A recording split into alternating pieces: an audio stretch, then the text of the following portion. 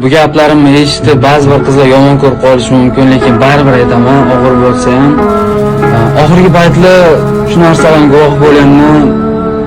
Qizlar aytasizlar, bolalar bevafo, hammasi xiyonatkor deysizlar, lekin shu gap aytishdan oldin bitta o'ylab ko'ringlar-da, o'sha haqiqiy niyati jiddiy, sevgisi chin bo'lgan erkak kishi hech qachon qadriga yetmaysiz. Sevgisini rad etasizlar. O'sha 5-6 ta qizlar bilan gaplashib, soxta munosabatda bo'layotgan bolalarni sevgisiga ishonasizlar va xiyonatni ham kechirasizlar albatta.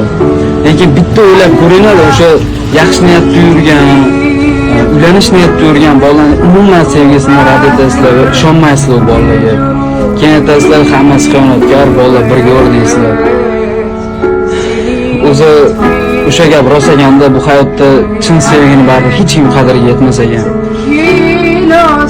Yaxshilab o'ylab ko'ringlar bu gaplarimni qizlar, to'g'risi og'ir bo'layotgan bo'lsa uzr so'rayman. O'g'illar kirib подписка bosamiz, like bosamiz, подписка, like, поделиться, родной.